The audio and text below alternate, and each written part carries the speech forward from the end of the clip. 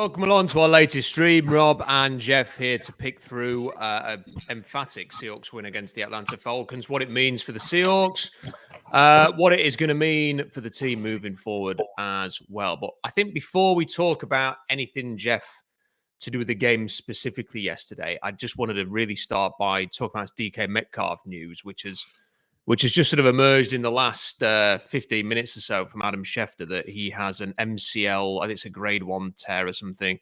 Typically, receivers will miss at least a game when they have an injury like this. And with the bye in a couple of games' time, what do you think the best thing is to do with DK Metcalf? Is it to try and get him through into the bye, or is it just to rest him, let him come back after the bye week and miss the next 2 games? Yeah, I think the timing of it makes it seem like it's probably unlikely he's not going to play the next 2 games. I think the best thing, they need him for the stretch run. I think they saw the bad end of this, and I don't want to say they rushed Uchenna Nwosu back, but I don't think, seeing what happened, he came back, he had another injury, and now he's gone for the year essentially. Maybe he comes back in December, but different MCL sprain from what I remember. But I think with the bye coming, I think they're going to be a little more cautious on this one based on how important DK is to this team. The timing of it sucks because, obviously they win yesterday and you want to see some momentum building. They got some big games coming up and they don't really have anyone that can do what he does. So I think if I had to guess, I'd say most likely thing is he's out the next 2 weeks. And like you said, I did some research in the few minutes I had since I just saw this, but it's usually 1 to 2 weeks for receivers. And then the timing of it kind of makes it pretty clear to me. I think it's going to be a really interesting couple of weeks. I agree with what you say about not playing him. And obviously you and I have not got the full medical details. There's always a chance that a team are just, messing with the opponent a little bit here and might be using Adam Schefter to try and deceive the Bills or stuff like that. That does happen. It's no point pretending it doesn't. But it will give the Seahawks an opportunity to have a look at what their offense is like, perhaps funneled in a different direction, because DK Metcalf, Jeff, throughout this season and camp, it felt very much like the Seahawks were going to try to make him the guy. We're going to go through DK Metcalf. We're going to get him a lot more targets. He was going to have a career year because of all the attention he was going to get. If he misses a game or 2, they're not obviously going to be able to do that. And with the way that Ken Walker is playing, I just wonder whether this is a great test to see if actually funneling things through Ken Walker will be better for the offense, what that looks like. Can they game plan to make Ken Walker the main X factor on the team? I'm fascinated to see what that looks like, Jeff. And also, look, and you and I think, are on the same page with this. I am not really, really desperate to get rid of DK Metcalf or anything.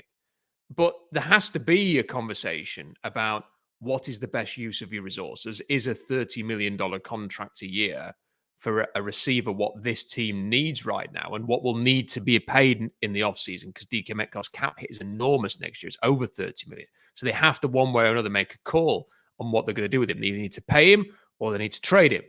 That's inevitably coming in the offseason. If the Seahawks offense actually functions a lot better against the Bills, and then is it the Rams after that? It does sort of make for an interesting talking point, if nothing else, Jeff.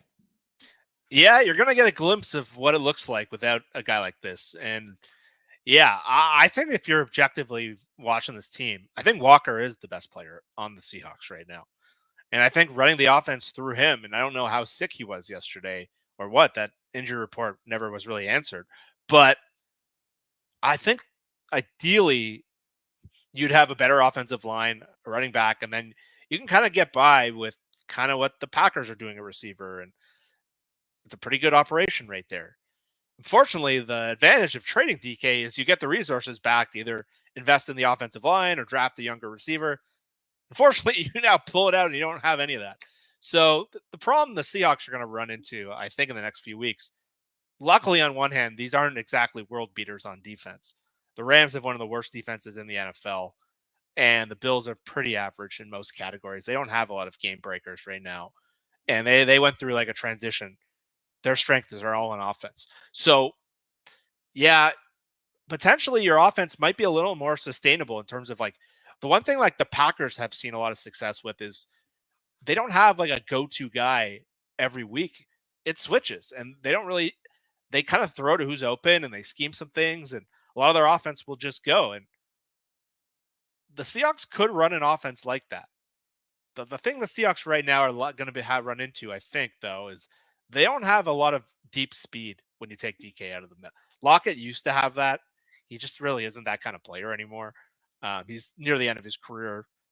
JSN's looked a little slow, if I'm being honest. He's an okay receiver, but he's been a little disappointing about what I thought he can be. And he's been one of the more targeted receivers, and he's just not making the kind of impact other than that New England game. So we're going to see what that looks like. But yeah, they're not like devoid of talent or screwed or anything like that.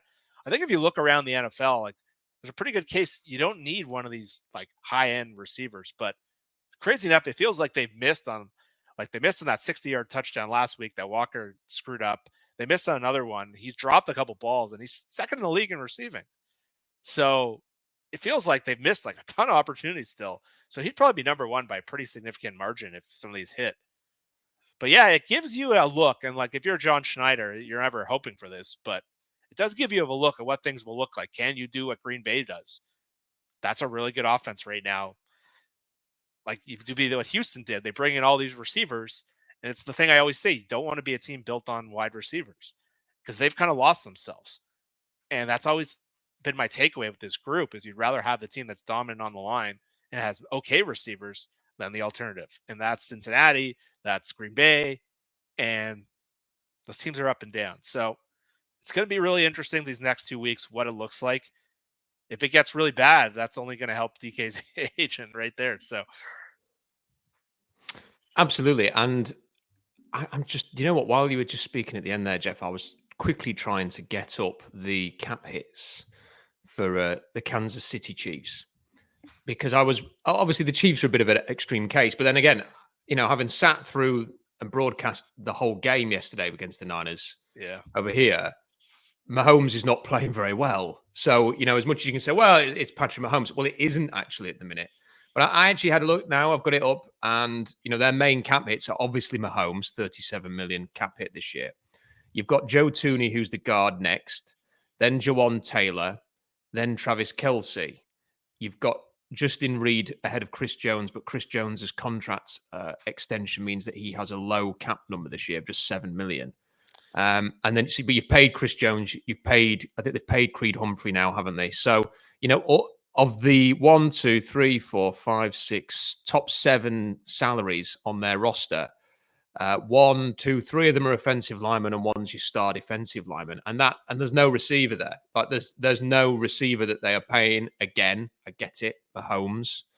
They are paying Travis Kelce. He's not doing anything at the minute. He looks out of shape. He looks like he's ready to go on tour with Taylor Swift, not run around. So I just think at the minute, Jeff, it is probably one of the more interesting topics around the future of the Seahawks is to debate. Look, if you could get DK Metcalf at a bargain price, who wouldn't want him? I mean, but the minute that you start talking about 30, 35 million a year, you can't have 2 fumbles in 2 games. You can't have the frustrating, doesn't fight back for the football in a game and lets the defensive back get in there. And, you need to see more of the catch that he had from Jackson Smith in Jigba's floating duck that we saw at the weekend. If you're going to spend that kind of money. And then you sort of think, well, yeah, can you go and get a guard, a tackle, whatever, save the money, if that guard's not there, save your money and wait for that opportunity. I don't know. It's a fascinating debate for people like you and I, Jeff, that are, yes, we're interested in the football. We're also interested in sort of roster construction as well. Yeah. In an ideal world, I would much rather take the $35 million and invest it in the offensive line. The problem for the Seahawks is John Schneider is running the team, and we've now seen 10 years where he has not been capable of filling out the offensive line. So it leaves you in a tricky spot where, like, you don't want to become the Tennessee Titans with what they did. They traded A.J. Brown for Treylon Burks, and that's not the point of that. That just made them a far worse football team. So you'd want to take the resources, reinvest it, Problem is, I don't know if this is the right draft for that. I don't know if they have the right people based on Schneider's track record of evaluating guards. It's not, it's not great. So you're left in this tricky spot. So you're going to get a lot of information over the next 2 weeks. You do want to see JSN take a step forward. He's been fine, I think, as the third receiver, the second receiver, but he's now going to become the number one guy in the offense, or it just becomes the balanced offense like the Chiefs have. And you saw the Chiefs. They moved off Tyreek Hill. They've won 2 Super Bowls in a row because of all the resources they got. They got Trent McDuffie with that pick. And watching that game yesterday, Rob, you probably saw he was one of the best players on the field. The Chiefs have a very good offensive line. They've spent in free agency. They got Tooney. They had Orlando Brown at one point. They moved off him. They put it on Jawan Taylor, bit of a bust. But they drafted Creed Humphrey, and they've been very happy. You saw the Packers. They moved off Devontae Adams. Look at the Jets. They traded for Devontae Adams, but they still suck up front. So if you're building a team, I always say receiver is the final piece of the puzzle. I think it's the last piece of the puzzle. But you're just left. In Seattle, it's like I'm very scared of becoming the Titans. But this is a really good piece of information that I wish we didn't get. But these next 2 weeks are going to be really interesting from that standpoint. Makes you wonder, like, you know, the Seahawks were more than willing to go and spend 2 first-round picks on Jamal Adams and spend a first on Jimmy Graham. Like, would they ever sort of just say, "Oh, do you know what? Screw it. Let's just chuck something in the way of the Colts and get Quentin Nelson or something like that?" You know, I'd love it. Go and get 6 years of Quentin Nelson. You know, like, what could they just do that? You know, and solve that problem once and for all, that left side of the line, and then you'd feel really good about it. And hey, maybe the Colts they'll just win too many games that they're not in that position where they'd be looking to offload an asset like that. You know, they've been in a lot of close games. If they'd lost some of these close games, maybe they'd have been sellers in a few months' time at the end of the season, but maybe not. Anyway, I mean, I think it's interesting. I do think that the more that I was kind of watching college over the weekend and then watching the NFL, I'm very much invested in this.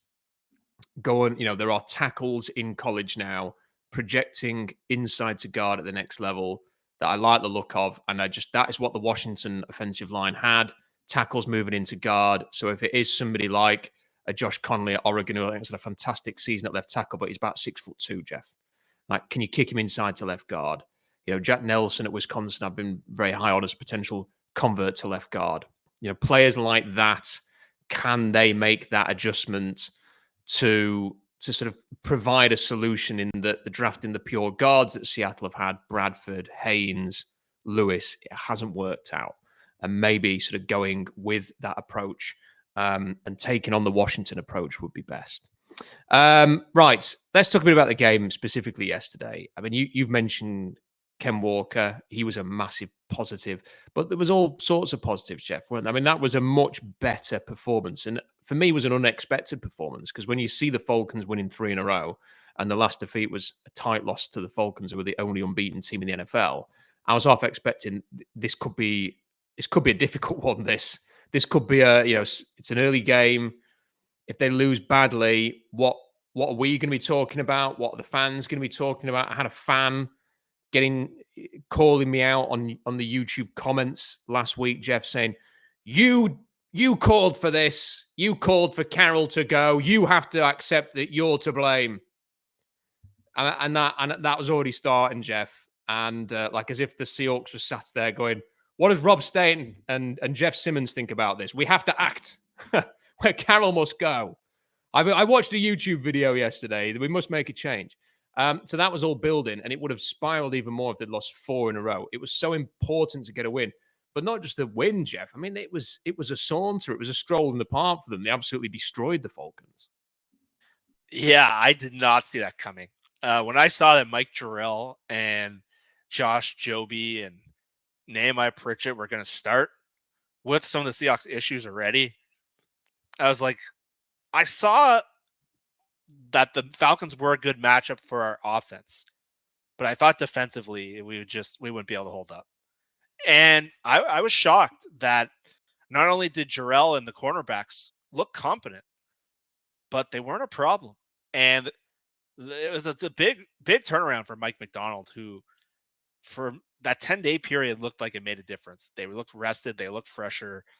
And the coolest part about that game was you saw like the best parts of their team, which was Geno and DK, the passing game, Ken Walker, and then eventually the defensive line take over the game. And that's really the strength of this roster.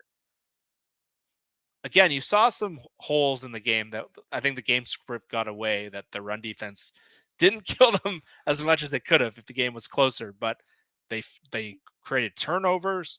They just did a lot of the things that weren't happening during that 3-game stretch. And I'd point to this game as like a crucial game in their schedule. I think we talked about it last week where they were spiraling.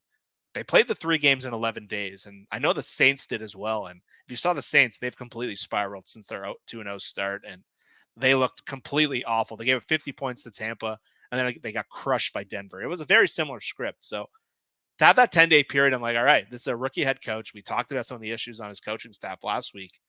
To come back and it seemed like kind of take the building over, calm everyone down, to see them come out and respond to that, I think that's a great sign from the whole program where the thing's heading. I don't think we're out of the woods yet. I still think there's a lot of problems there.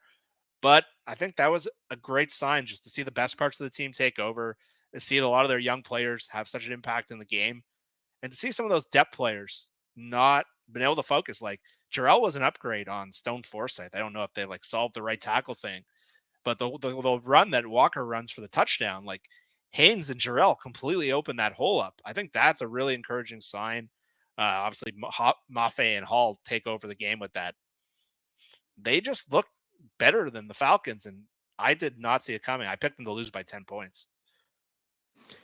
And when you sort of reflect on that, I said this on the stream after the game yesterday, Jeff, was I don't really know how to process the fact that it was such a comfortable win, because this is the kind of thing we did see under Carroll at times with this team. Like they could look horrendous against the Rams in week 1 last season and then go toe to toe with the Lions, who should have been in the Super Bowl the following week, and win in Detroit.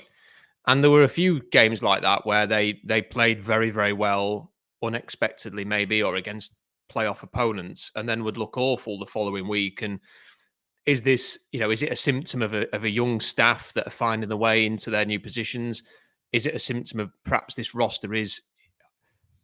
And I have to say, Jeff, this is kind of where my thought did go in the end, was that maybe this is just a roster that has got it's flashy, it's got physically very impressive players, but has it got a bit of a soft center? And do the Falcons equally have a bit of a soft center, so that, you will have games where the Falcons can be very competitive and play well and beat the Bucs and go drive the Chiefs very close, but then we'll get their asses handed to them by the Seahawks. And equally, will the Seahawks be very capable of going to Atlanta and flexing the muscles and just to be fair, that game could have been Kobe Bryant, I think, probably could have had a pick 6. He decided to slide. Like, if not a pick 6, he would have got it further upfield and they could have had more than they did. The scoreline could have been even more flattering for Seattle. They can have a game like that, but they may well have a game coming up where we just go, what are we watching here? And that's this team, because the Giants are a horrendous team. They are awful. And they hammered the Seahawks in Seattle. So I don't know how to... That's the conclusion I've come to, that the Seahawks have very good, flashy players that on their day can be very entertaining, very explosive, very exciting to watch, Jeff. We can sit there, sit back, really enjoy watching them. But they have got this bit of a soft center that means that there will also be games like we saw against the Niners and against the Giants where it's someone has just said in the comments, it's Jekyll and Hyde. Yeah. So I think you're right in a couple of things. I think the Falcons were a uniquely good opponent for them. One, they don't have a disruptor on defense like the 3 teams they just played. They just played Nick Bosa, Aiden Hutchinson, and Dexter Lawrence. And all 3 of those guys completely destroyed the Seahawks. The Falcons had the lowest pressure rate in the league entering the game. They had blitzed, I think, 100 times and hit on 3 of them or something. And they still pressured Geno quite a bit, which is obviously concerned for the offensive line. We're not out of the woods yet. But I've been very critical of the Falcons drafting over the last 4 years. And you cover the draft more than anyone, but I cover like pro personnel in the league. And the Falcons have had 4 top 10 picks. that they've spent all on skill position players. And they passed on a lot of guys. Penei Sewell, they passed on all kinds. And their offensive line's still pretty good, but they passed on Jalen Carter and they passed on other defensive players that they could have had. This year, they could have had any pass rusher. They chose Michael Penix, which might pay off huge for them down the road. Drake London, they could have taken a bunch of guys. Kyle Hamilton was there. So they're built in a fashion that's similar to Seattle, where they're skill position dominant, even though they have a better line. And they're a little soft. And even those games, they played the Saints really tight. They played the Bucs really tight. And so evaluating them, that's why I thought Seattle's offense could have a good day against them. And you're right. And so I think a lot of people came to the conclusion watching the 3 games before, and it's like, Seattle sucks. They have no talent. My argument was they do have talent, but it's not necessarily in the right places. And there's a difference between collecting talent and building a team. Those are 2 remotely different skills. The Falcons have collected a lot of talent, but I don't think they've built a very sustainably good team. And that's, I think, still a question with Seattle, where their best player to me is their running back. A lot of their best talents are receiver and corner. It was nice to see the defensive line take over the game, and that's where a lot of their resources have been shifted. In the second half of that game, their defensive line did take over. We saw Draymond Jones have one of the best games he's had in 2 years. We saw Leonard Williams. We saw all these guys flash. Byron Murphy forced both interceptions. So that's a really good starting point, because that's where we need to have that team. But when you're a team with a bad offensive line, you're always going to be soft. And so I'm happy to see the Seahawks do have talent. But again, everything I'm going to come down to is, how sustainable is this? What happens next week against Buffalo? What happens against San Francisco the next time? Because they're looking like a team that they look totally different when they play teams other than Seattle. They look undermanned yesterday, and they look more like the 2015 Seahawks. But when you have a weak offensive line and your talent is at skill positions, yes, the Seahawks are talented, but I think you're right. They're still vulnerable in some big areas that it's going to make a game like next week pretty tricky. I think some exceptional points there, Jeff. I think absolutely nailed all of that. And it does make a lot of sense with the way that you put it about the Falcons and how they match up to Seattle. And that, I think that's what's going to be interesting, in the coming weeks when they play the Niners again, for example. Yeah. Because we will spend a bit of time talking about the Niners before the finish, because I do think that's it. I think they're an interesting team, and there's been some news in the last sort of 20 minutes from me and Rappaport that Brandon Ayuk's injury is significantly bad. And you wonder when he will be back. Like it could be out for this season and next sort of territory here. And they've just paid him $30 million a year. So they are facing some key issues. We'll come on to that in a bit. We've had a super chat. If you want to send a comment in, or if you want to ask a question, super chat them away, and we will come to those very, very shortly. But I think that when we get together, Jeff, I don't just want to talk about the game, because everybody does that. I do like to sort of like look ahead. So what's the best plan then? Because let's look at the Seahawks as they are now, and let's imagine that what we've seen so far is going to continue. They're going to have some really good wins like Sunday. They're probably going to have another game like the Giants game at some point, maybe more than one. That's going to continue. And that in order to get from where they are now to become the kind of team where we all want them to be, which is a feared playoff contender, like not a guaranteed Super Bowl content, anything like that. Just like someone who, if you played the Seahawks in the playoffs, you'd be thinking, "Oh, that's a tough game." I'm really concerned about this matchup, or that the Seahawks are they've got home field advantage or something, whatever. How do they get there? Because one of the things the Seahawks tend to have an issue with every offseason is they don't have a lot of cap space. Yeah. And they have a lot of players who are out of contract. So the first stage of everything is fill in the voids. So, for example, the voids they would have to fill next offseason are your 2 starting linebackers are out of contract, Baker and Dodson. So you either need to re-sign them or replace them. Jaron Reed is out of contract. Do you have enough depth on the defensive line? Maybe you do. Or do you try and bring him back? Connor Williams is out of contract. Pharaoh Brown is out of contract. Again, not a massive priority. And it's a good tight end draft, but presumably they'd want to bring another tight end in. Jonathan Hankins is out of contract. Laken Tomlinson's out of contract. So you have a bunch of players who, one way or another, are going to need to be replaced. And as is always the case, whatever money the Seahawks do have, within the space of about 10 days of free agency starting, Jeff, has gone just on filling the holes. And then you sort of turn around and you think, I'm not actually sure that there's always like a position or a unit that still hasn't been addressed. And this year, it was the left guard position. That with Laken Tomlinson and the one or two others that were being linked, and they were basically looking at the bargain bin for a starting left guard.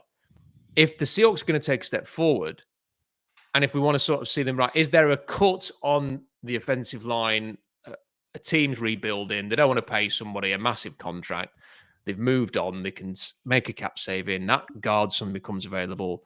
Go out and get him. Fix the offensive line. Is that the approach? Or is it to sort of fill and then sort of wait for the draft to fill a linebacker spot or whatever? Or are they simply destined to have to fill the holes in free agency, bring some of these guys back, and then that's what the draft's going to be about? It's going to be about finding answers in the draft, which can be a good thing. Players are cheap. It can also be a bad thing. Christian Haynes isn't strong enough to start in the league, so therefore he can't play, and Anthony Bradford's got to play. What is the best way of approaching it? Because we'd love it if they could just go and sign the next Joe Tooney or whatever, but that's not going to be there. So what is the best approach for Seattle as they go into the next offseason to fix this offensive line finally? I think number one, they have to get away from what they've been doing. We went through their last basically 5 years of free agent moves. There was about like one or two of them that have worked. And so this approach where you're trying to fill out these 1 year contracts and trying to get everyone the second day and find value. I get the logic there. It hasn't worked, and you're just setting up for more of the same. Like there's been like 2 guys that have hit, and a lot of wasted money, a lot of wasted resources. And you're left with this roster that's uneven, and you're kind of set up next year for the same thing because they're going to have to cut guys to create room, which creates more holes. And so I think what they got to focus on is, instead of trying to fill out everything and be okay everywhere, I think they got to build more strengths.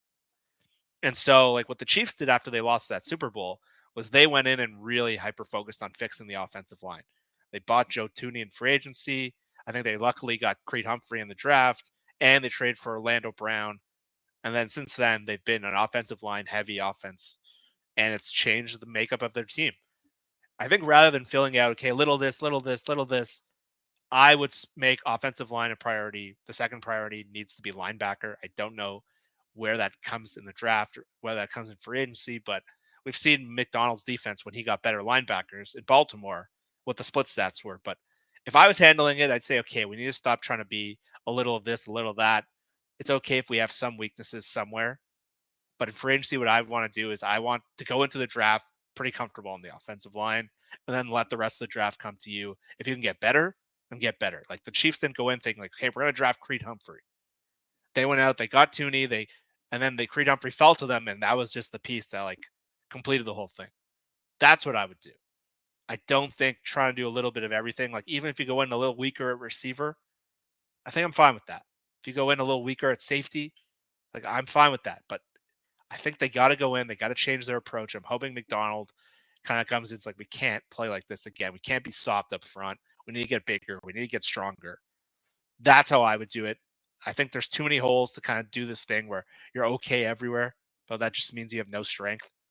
And you're left signing Laken Tomlinson and Tyrell Dodson, and all those are good value players, but they're not impacting your team. So I think they got to aggressively pursue.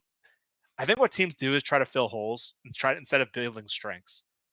And I would build on strengths. And you talked about all the players they need to replace. You can't do that in one offseason.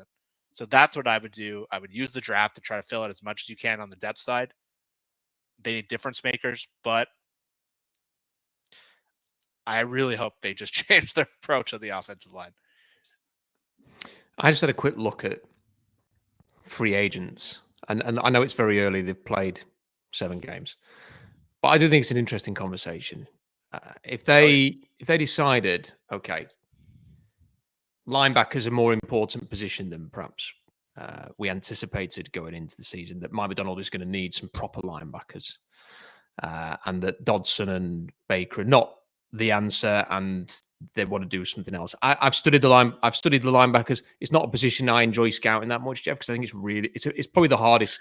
I think that and safety are 2 of the harder positions. And with safety, eventually you can just find examples of people doing what you want, range, hitting people, playing in different positions, and you can go, okay, that player can do this. And someone like Nick Emoanwari from South Carolina's flying around, and he's 6'3" and 220 pounds. I like him. Linebacker is quite difficult because even the players who get praised and are doing a lot of work on the line of scrimmage, you then think, yeah, but they can't move. And it's very, very difficult to judge. And testing, I think, is more important than people recognizing that position. So it's hard. So I was looking at the free agents. Like, if they want to just go, right, we need to do something at linebacker, and there are not any, and I'll have a look at the guards after this. There's no guards that are going to come in and be Joe Tooney. Nick Bolton at Kansas City is going to be a free agent, and the Chiefs can't pay everybody. They're going to have to pay their right guard. I can't remember his name. The guy at Tennessee who once liked Trey Smith, who once liked one of my tweets saying I was a bit underwhelmed by his performance. He was obviously like looking at his name on Twitter, and he liked that one. I'll never forget that. But he's going to get paid. The feeling is that he will be signed and the Chiefs have committed to their O-line. Someone's going to leave this team. Yeah. Someone is going to leave the Chiefs. They traded Snead, didn't they? And they're prepared to sort of move on from certain players. Now, Nick Bolton is not super athletic, but he's an old school linebacker, Jeff. He's a hit you in the face. I mean, he tried to fight Trent Williams yesterday. He had a fist fight with that. All right, so I'm just wondering, like, I've always been against paying linebackers, but do they have to consider that and then use the draft for the offensive line, or what? Because you do want to improve as a team. You want to take a step forward. I mean, some other players that might be available. Ernest Jones, I can't imagine is going to want to stay with the Titans. But is he? If the Rams gave him away and it's not really working with the Titans, is he even that good? That's sort of something I suppose you've got to think about. And then, I don't know how he's going to come back from injury. I've absolutely no idea whether this would be an option or not, whether he would be open to it. But I'm just going to throw it out there as a crazy kind of suggestion that Dre Greenlaw is a free agent in the offseason. Maybe if he doesn't play much this year, he might not even be that expensive. And after the San Francisco 49ers have had a good go at signing some of our former legends, if he was healthy enough, if you could get him back, I mean, Achilles injuries are a nightmare, but if you could feel confident, is he somebody that you bring in and maybe think that that's an upgrade? Because like I say, the draft options at linebacker, if you're going to win too many games to be out of range of Jalen Walker, who was the best player on the field in the Texas-Georgia game of the weekend, and Abdul Carter is a very similar player at Penn State, and they are both going to go in the same kind of range, I think. Once they've gone, I don't have anybody else on my board right now graded until round 3, and the players I've got in round 3 because I expect them to test well, or their base level performance it's just been too good to put them in day 3, essentially. Like, they're on the back end of day 2. So basically what I'm saying is there's not a lot of options in the draft, Jeff. So is linebacker, is a Nick Bolton somebody who floats your boat, or would you rather, if we look at the guard options, just sort of keep it away from paying linebackers? Normally, I would say you should never pay linebackers. Just fine. It's probably the hardest position right now to evaluate because of how they've gone so small.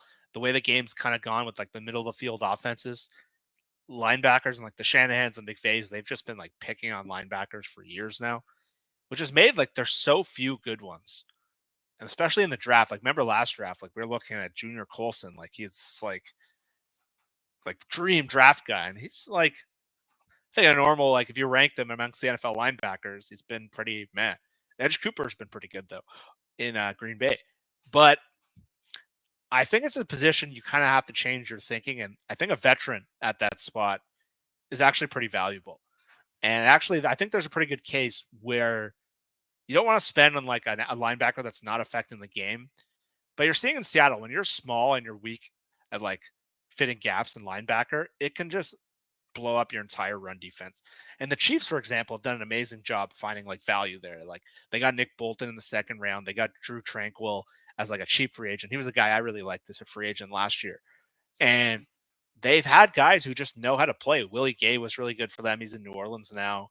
And they've drafted really well. They've been one of the few teams that done it. But I think in this spot, running this defense, like we saw it in Baltimore, they had that veteran linebacker just come in and change their entire defense. And I think to come and ask these rookies to come in and play that, I think you're just basically playing Russian roulette. And so, yeah, Dre Greenlaw, like if you can get the value on him and he can still run, he would be an excellent player because that's exactly the kind of player they're missing right now. Because Tyrell Dodson, like he has some skill. He's a good coverage player. He's fast. He can, when he's under control, he can make tackles, but he's a little small. He doesn't fit the run very well, and he can get exposed. And you see why he's been more of a backup. Jerome Baker is kind of beaten up, and right now he's not running as well as he used to, and he looks a little off balance. And a lot of people were like, well, they should have signed Jordan Brooks. And at first I would have been like, there's no chance. But now it's like, oh, I kind of get where you're going with that. But so I am with you. Like, I think if they're going to spend somewhere in free agency, because of the nature of that position, I think guard is the best return on investment. But I think linebacker is still a bit of a depressed market in terms of what these guys like Jordan Brooks, people thought might make $14 million. He made like something like 8 or 9. And he's been fine in Miami. They're not playing very well, but I think that's the kind of range you can get pretty good players at $8 to $9 million. And I think they're going to need to get potentially 1 or 2 guys because unless Tyrese Knight can play, I don't know if these guys are re-signed candidates based on what we see at linebacker. The guard position, the left guard options in free agency, it's an abomination. It's a horror film. It's a Halloween horror film. Not again. But at right guard, like the over the cap shows that there's a couple of players who have voidable contracts.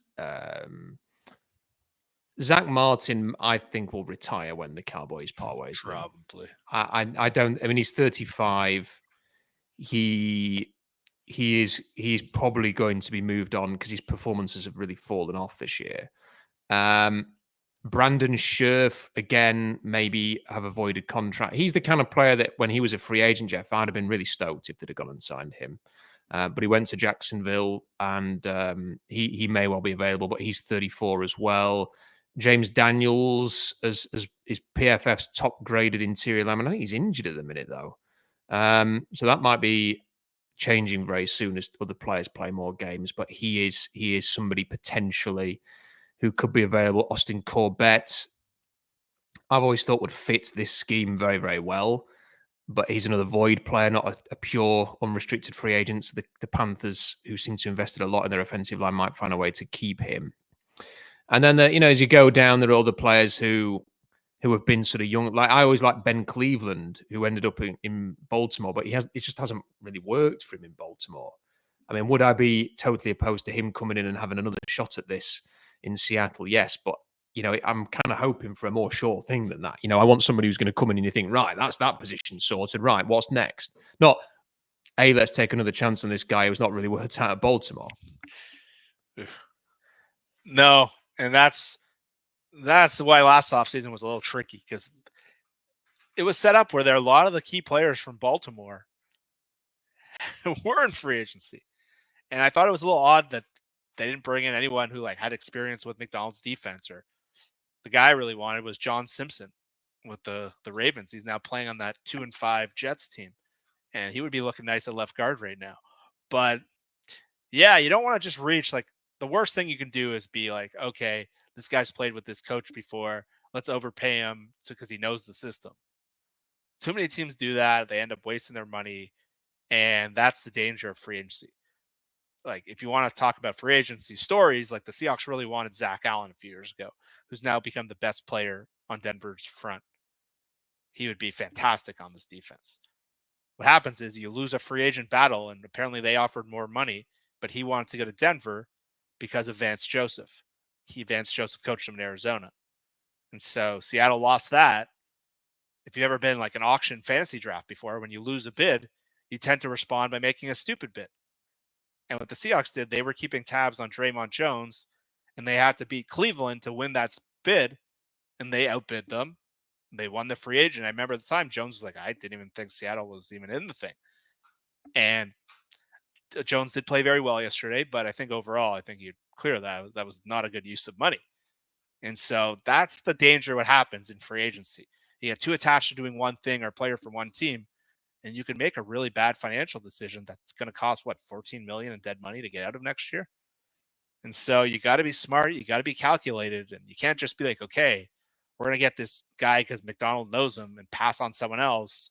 And that's obviously the worst case. But this year, like, they had opportunities to get Patrick Queen, but a lot of people want Geno Stone, who's been pretty bad now that he's gone to Cincinnati and he's away from that, all those stars there. And so it's a tricky thing. McDonald should have good intel on who you should be looking at. And I think it was pretty telling they didn't sign Queen or didn't sign Stone. But you got to be smart with free agency, and you got to hope that their intel helps them know the right players and who to target. And it's so difficult, Jeff. But I did this video. I did a podcast, the UK Seahawks podcast this week, and we ended up talking about leadership. And I was talking about the lack of, a Marshawn type. It's not a natural leader, but he did lead because he led by example. Like, everyone just would have followed Marshawn Lynch to the end of the earth, to win a football game. Same with Cam Chancellor. And sometimes it's those kind of the people you don't expect or that would never be leaders on 31 other teams, Marshawn Lynch, but in Seattle, for some reason, it just clicked. It was perfect for him. And I think he's always kind of appreciated that Seattle was big for him as much as he was big for Seattle. And I think that's probably why he tells people like Richard Sherman off for Niners hats and stuff like that and going and playing for them on national TV. So but when I was thinking about this more, I thought, yeah, but it's unrealistic to think you're going to find another Marshall. There is only one Marshall Lynch. There's really only one Cam Chancellor. Like, you're not going to be able to find people like that. So then I started thinking, what is that? What does that look like, that real leadership? And I think the only two ways of sort of thinking it is you probably do either need to find a quarterback who's just a natural leader and probably has not a lot of these quarterbacks that come into the draft, Jeff, and they're so coached within an inch of their life when they get to the combine that they're trying to talk like leaders when they're not really leaders, and you can be fooled very easily by that. And sometimes it's just got to be like almost a natural thing where they kind of stumble into it a little bit and they just end up being fantastic. Like, people will follow them. I think Josh Allen's a bit like that. I think he's kind of unassuming. He's perhaps not, for want of a better way of putting it, not so amazingly intelligent that he kind of is conscious of single thing he says and does, but he almost seems like one of the guys. So I think that's kind of what you've got to be. I do think that's what John's looking for, actually. I think he's looking for someone who is one of the guys, in particular after what happened with Russell Wilson, who I don't think was one of the guys in that locker room. But this is a very long-winded way of saying that I think the best way for Seattle to reestablish leadership and that kind of hardened edge is to do it with your offensive line. Yep. When Dallas should have been playing Seattle probably in the 2014 NFC Championship game, and they beat the arse off the Seahawks in the regular season, because I was there. I traveled all the way to Seattle to see that game. Oh, no. And they were led. Yeah, Tony Romo was great, but it was the line. It was DeMarco Murray. It was you just couldn't stop that offensive line. And they were the character of the team. Everybody looked at the offensive line for guidance and leadership. And that's what the Seahawks need to create. And right now, you look at that offensive line, you think, wowzer, that offensive line is not the heartbeat of the team, is it? It's not performing that way. The personality of the team is not that way. Charles Cross, bless him, might be playing better this year, but he is not going to ever be a glass-eating offensive tackle. I was watching Josh Kreutz play this weekend for Illinois against Michigan, who's Olin Kreutz's son. And he is a glass-eating offensive lineman, as was his dad. And I'm thinking they need a bit more of that. That's kind of what that's what they need up front. And I think that's how they can get it back. But in order to get it back, you've got to draft the right players. You've got to sign the right players. You probably are going to need, maybe Connor Williams can be that, but you're going to need somebody who's a veteran presence who everybody looks up to. And it's going to have to be a group of guys that when they're sat in that locker room, everybody else, defense or offense, looks at them and go, they're the dudes. And they haven't got that right now on the O-line. No, I think offensive is the word you used. That's a pretty good way to describe their offensive line. So I couldn't agree more. I think you look at the team everyone wants to be right now in the NFL, it's the Lions. And not only do they have it up front, it's their coach, but it's the mentality. They draft Sam Laporta. He's the guy who's like the most physical blocking tight end that can play receiver. I think the whole program, David Montgomery is And then they add the skill. Everyone's always so focused on wide receivers and all the flash positions. But I think that's where you build your team. And I think that's look at Tampa a few years ago. They brought in Ryan Jensen from Baltimore, who is that classy, and he changed like the toughness of that team alone. And they had some really good draft picks, Tampa Bay. Like that's a team that's really done it. And like Atlanta has some good offensive line, but they're not those tough guys that like beat the crap out of you. Like even when the Seahawks were in the Super Bowl, they had a guy like Breno and Sweezy who are just SOBs to play against. They weren't the leaders of the team, but that's where Seattle needs to change the program. And I think we can focus on DK Metcalf and all this stuff all we want. Until they fix that issue and bring in guys up front, especially in the interior, that do that. And you're right, Charles Cross is playing better this year. He's been the best tackle in that class. I don't think you could ask for any more. But he's mostly an unassuming guy. He's pretty quiet. He's a pass protecting first. He's not like a character changer in the building. And the way that Cam played and Doug played and all those guys, it'd be great to have a bunch of guys like that. It'd be great if JSN was wired like Doug Baldwin, but he's just not. But offensive line, that would always be my place to start. It's been my number one criticism of this whole program for feels like I can't remember when I was happy with the state of the offensive line. I don't like the players they've identified. I don't like that they haven't identified toughness because year after year, guys like me and you have kind of identified the right kind of guys in the draft, sometimes in free agency.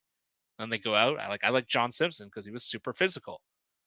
And they don't go out and get them. And so McDonald had that. That's just part of the nature in Baltimore. They lost a lot of talent on the offensive line, but it took them a few weeks and they look fine. They've figured out that identity again. And Philadelphia for all these years, they got some issues elsewhere, but their offensive line has been really tough, really talented.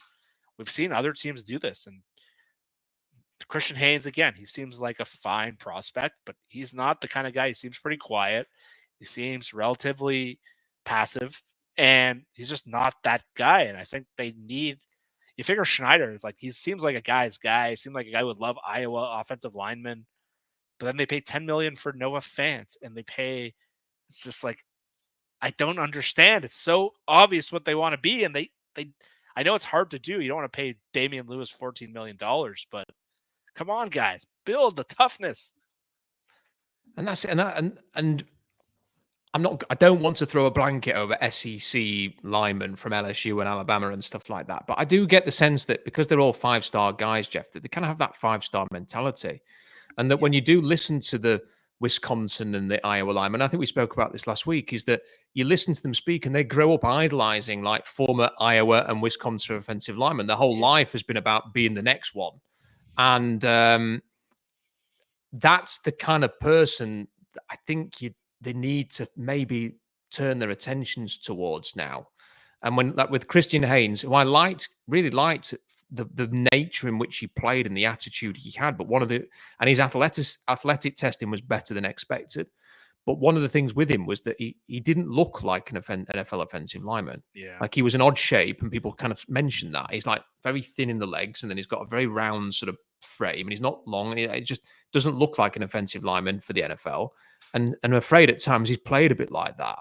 And like you look at some of these Iowa offensive, like the Iowa center is unbelievable. No one talks about him. Like he is athletic, hard-nosed, and he beats guys up, and he had a really good game. I mentioned Josh Kreutz. He went toe-to-toe with Mason Graham at the weekend and was really, really good. And he'll probably end up going like the middle rounds or something like that. I would not be surprised if he had, like his dad has a fantastic NFL career. And he won't be his dad. But his dad might not have been his dad in the modern NFL. Like you just, maybe not.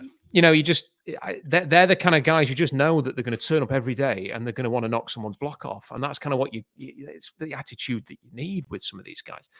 Before we talk about the Niners, I just wanted to throw this little curveball out there, Jeff. So the reaction to Texas, Georgia, understandably so, has been both quarterbacks were crap. Yeah. You know, Carson Beck has been so bad this year, I would not draft him in any round. And I will give him a draftable grade, but it will be a third-day grade. His ball placement's terrible. He's shrunk without Brock Bowers and Ladd McConkey this year. He just looks bad. He's not accurate. Quinn Ewers is getting battered. And I understand why, because he got benched for a 2 series in the game and he didn't play well. And Arch Manning is Arch Manning. So every time that Arch Manning's not playing and Quinn Ewers is, it's a thing. But what I would say is that Georgia just hammered Texas up front in that game, like all over them, smothered them. Sark panicked, Quinn Ewers panicked, everybody flipping panicked. They needed half time. After half time, they settled down until the game kind of disappeared again, and then it all unravels as it tends to do at the end of the game when you're chasing a lost cause. I came away from that game thinking I was not impressed with Quinn Ewers to the point where I'm not sure that I really want to go through that process with him.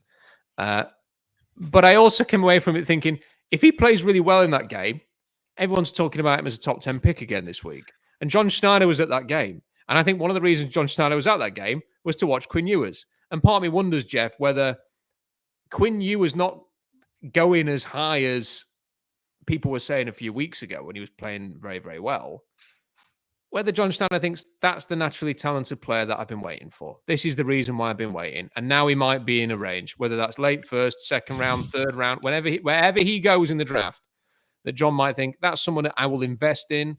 We'll give him a couple of years grace. He will be the development project like Aaron Rodgers was in Green Bay, like Jordan Love was in Green Bay. They drafted Brian Brome when they had Aaron Rodgers they in the second round. Green Bay has been a draft them and develop them team. That's what John says he wants to do, even though he's not done it. I just wonder whether at some point Quinn Ewers will be drafted by John Schneider as a developmental project, whether it ever starts or not. I don't know, but I can just see it happening. It feels to me like a John Schneider type of guy. And although he looked like crap on Saturday and he looked like crap against Oklahoma, he is still the player who, when he was going through recruitment, was graded higher than Caleb Williams. That was the number one, the 24/7 scouting group gave him a perfect recruitment grade, and they've only ever given that to 7 players. And it's people like Jadeveon Clowney who were getting those grades, and people like that. Vince Young got that grade. So it's clear that football people rated him very highly. And John Schneider, I think, will understand the natural talent there, and he might be available for him now. And I'm just saying, I want us to talk about it, Jeff, so that people can go, wow, you and Jeff talked about that in October.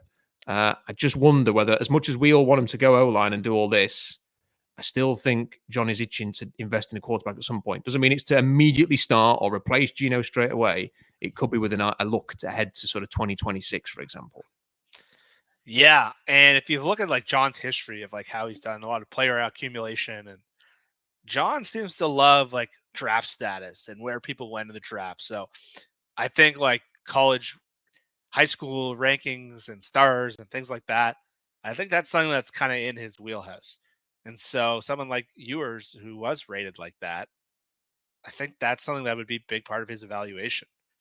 And we've seen him, like, how many times he's taken flyers on these first round picks. And maybe that was a Pete thing, but like that 2013 draft, they kept trying to get back in on. And some of these first round busts that they've kind of, all the trades they've made of these players that didn't work elsewhere, but we can fix them.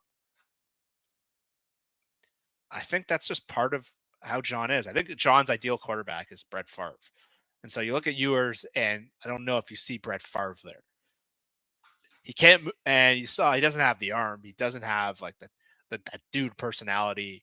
And what he did really well at the beginning of the year, I thought it was he was moving up in the pocket, and that was something he added. He didn't look like he was moving very well when Georgia's defensive line was taking over the game.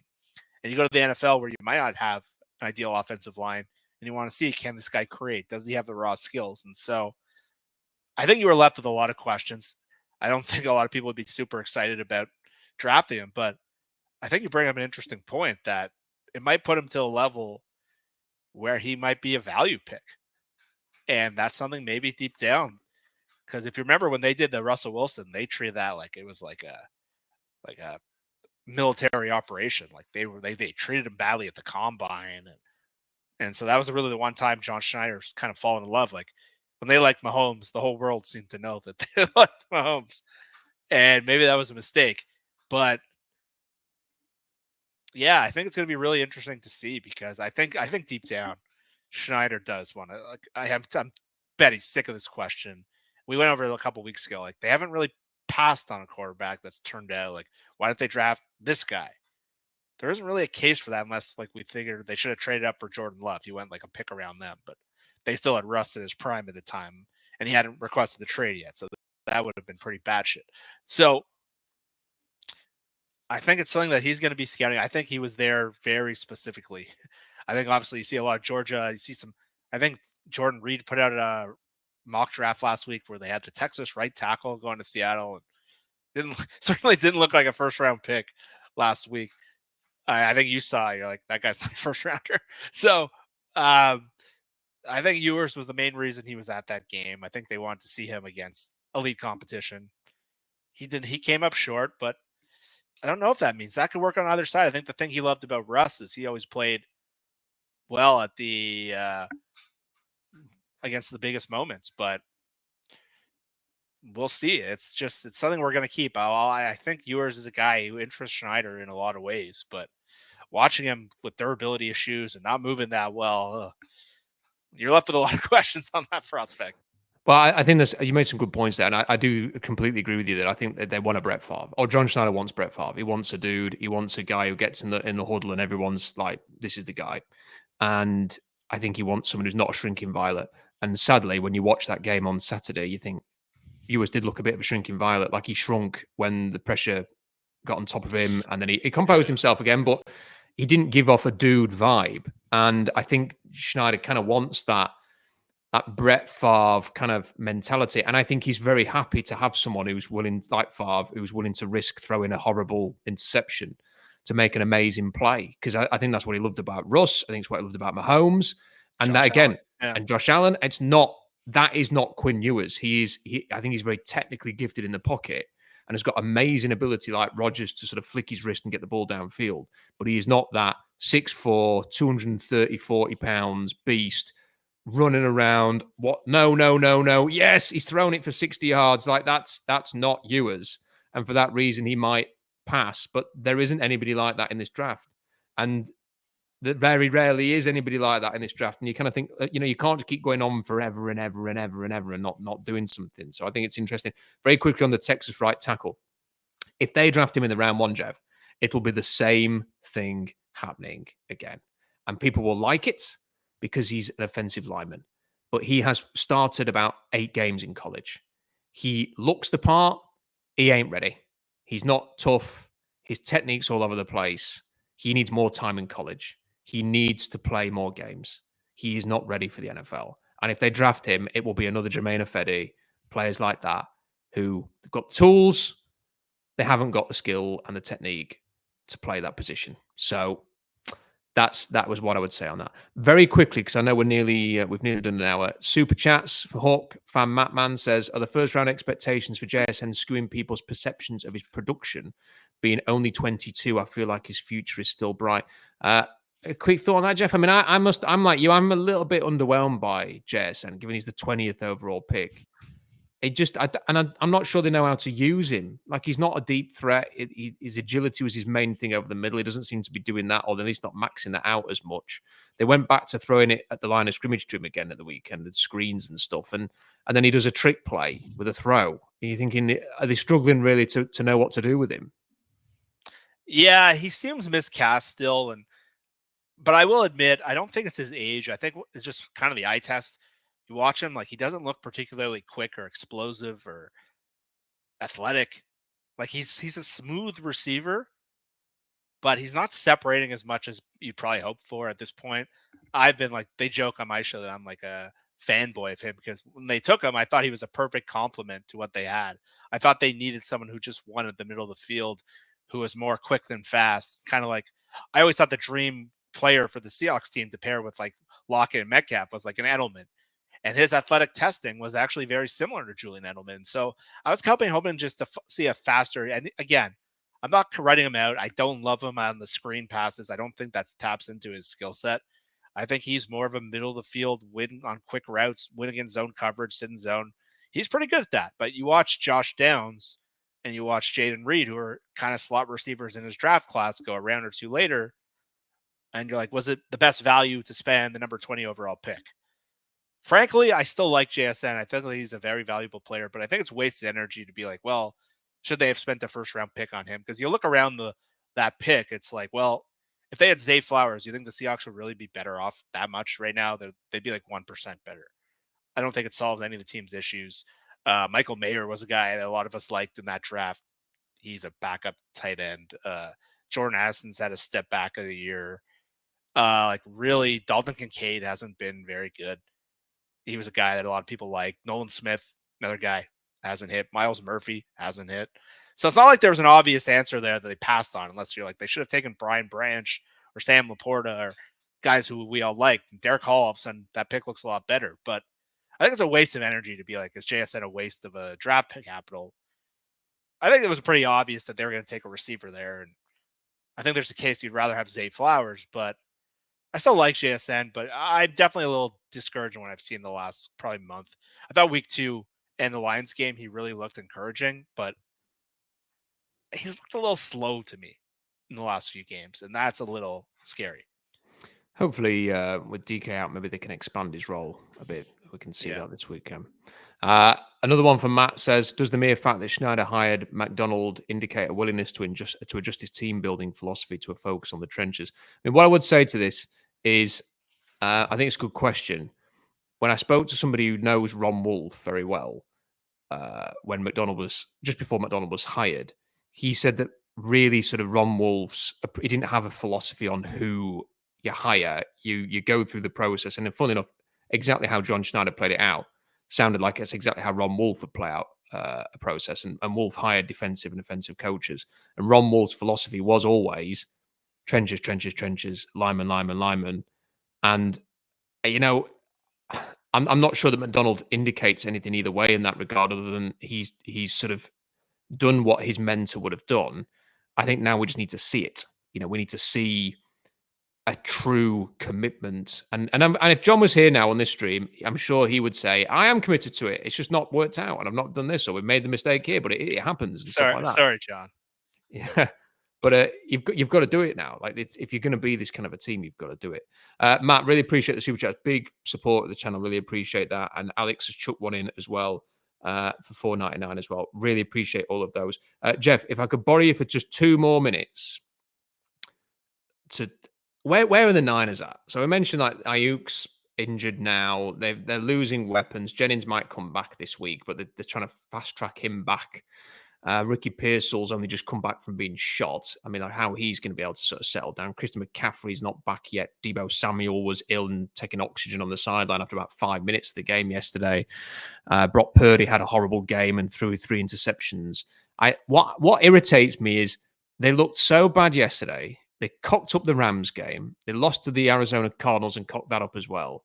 And yet, when they played Seattle, they played very well and won the game. And if Seattle had just not messed that up themselves, you know, Geno throwing the early interception in that game, you know, getting out, making mistakes galore in that first half, putting themselves in a hole. If Seattle had won that game in Seattle, the Niners would be, 2-5 right now.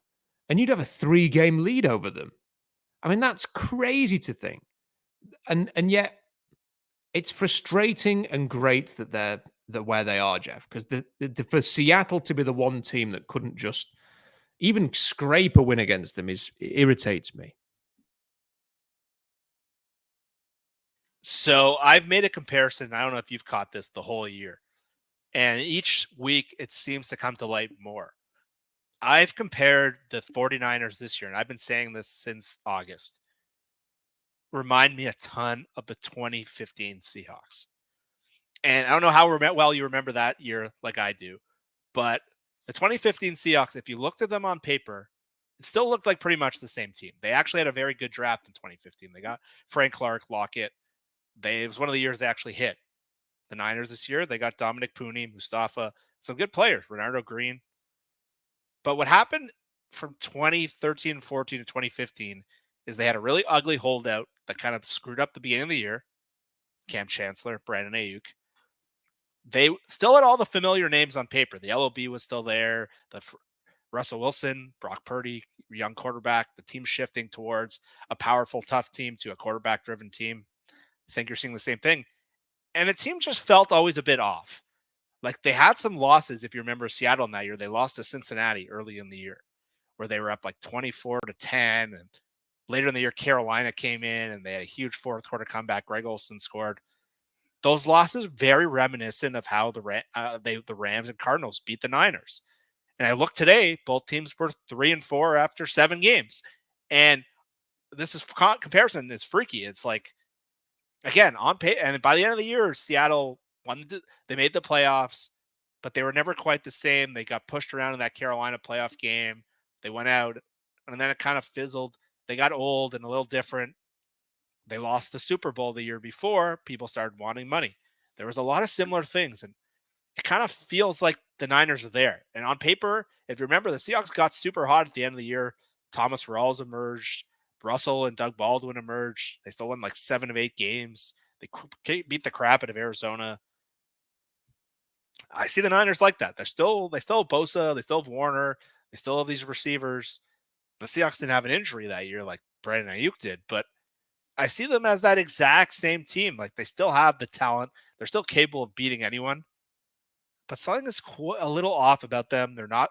The Seahawks, what happened was they brought in Jimmy Graham. They traded Max Umberger away. They were never quite the same after that. And then they lost trust in Carroll after the Marshawn thing. Marshawn wasn't the same. Christian McCaffrey. There's a lot of comparisons there, and it's getting freakier each week. But I'm not saying they're going to end exactly like that, but I just see the comparison where the 49ers on paper, they still have all the names we know. Kittle, McCaffrey, he's coming back. But something's just a little off. Trent Williams, a lot of people, like some of their beat writers, like, well, they started 3-4 in 2022. But this was a young team that was ascending together, sort of like the Seahawks, where they had that Super Bowl window, and you get old quickly in the NFL.